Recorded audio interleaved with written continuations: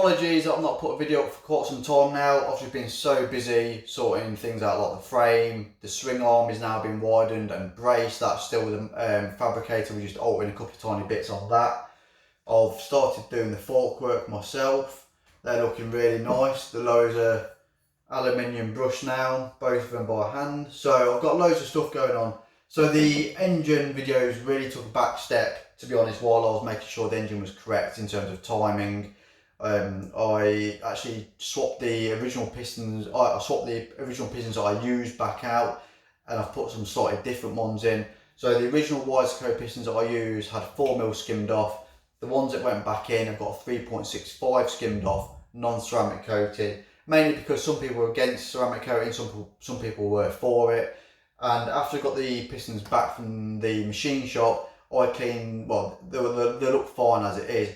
But I just made sure the tops were nice and clean, and they looked really, really well done. So I thought, you know what, I'm not going to have these ceramic coated. I'll show you the photos of those pistons on this video as well. So in a nutshell, version 2, as I call it, of this engine, the cam lobe centre was set at, well, it was set incorrectly at first. I reset it up to 102. It's got V2 pistons in now, so they're the ones with slightly higher domes, but not by much, but slightly higher.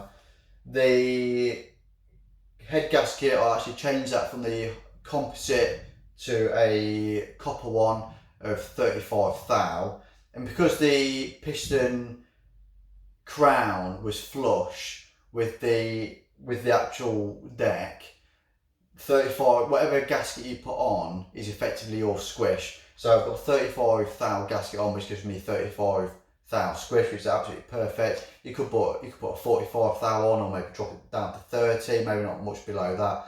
I went for 35 because it gave me 9.2 to 1 compression with a 35 thou squish, which I thought was perfect. So 9.2 to 1 is about the same as a Triumph Bonneville 900 2008 one.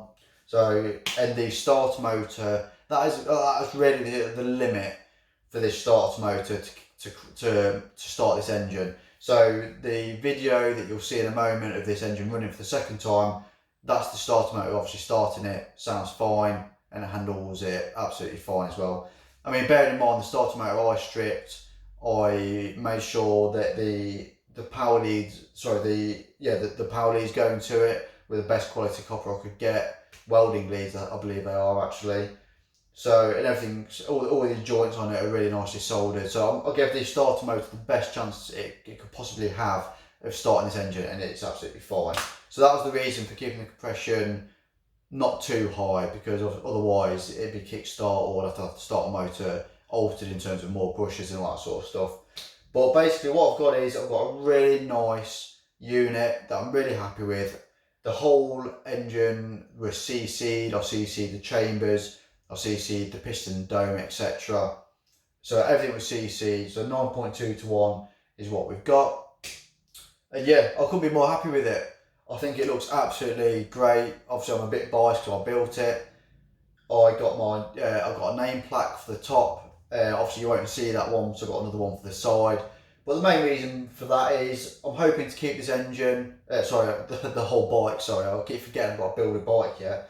I'm hoping to keep this. Maybe Harry will have it when he's older. Maybe it will get sold, but whoever has it will damn well know that, you know, I've put maximum effort into making sure everything's right, everything's as good as it could possibly be, and it's been done to the highest standard, or the highest standard I could possibly achieve on this engine.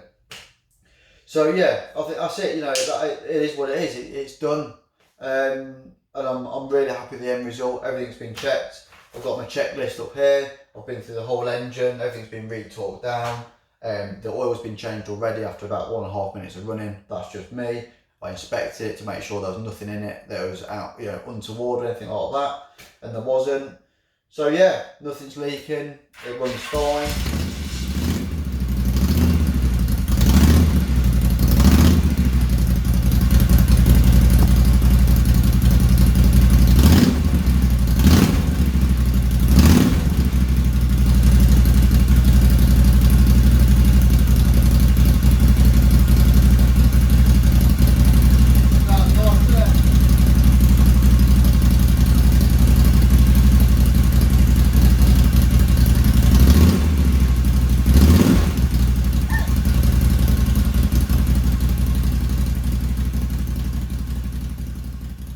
So that's it, it's going to sit here on this stand waiting for me to finish the frame.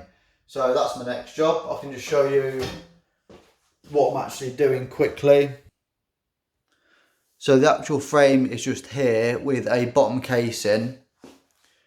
So this casing I bought off eBay, and it was really handy because it's got no internals in, but it has got the sprocket and shaft running through it. So what I'm actually using this for is to mock up the swing arm and the wheel and everything, and look to see what room I've got for the chain run.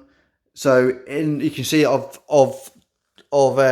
these have been shortened here. If I just go around this side, you'll see I've shortened them and capped them. So that was the main restrictor for putting a wider swing arm in.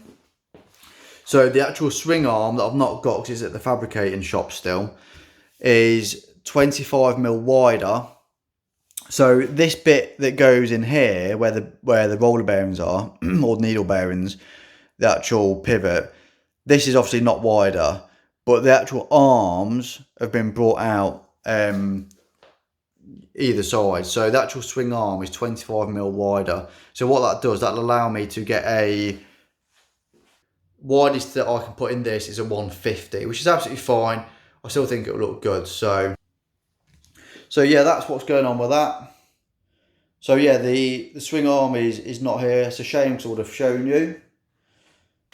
One of the current jobs at the moment is the front forks. So these are obviously all being cleaned up and refinished in my now famous brushed aluminium look. I've actually managed to get some new bushings. These ones actually don't look too bad at all, but I thought the amount of work that's gone into these forks already, I can't see the point of leaving those bushings in. I may as well do the whole lot. So obviously it'll have new bushings, new fork seals, the dampening rods at the moment, I've got them here. They're all nicely polished up. These holes here will be drilled out to 8mm, and then there'll be an additional hole all the way through 8mm as well. And these will be having emulators sat on top, and probably I will buy some aftermarket adjustable preload adjusters as well. So the forks basically are going to be a really high spec fork. A bit like the engine, I'll do the best I can on these forks, make them into a bit of a nice piece, performance wise and looks wise.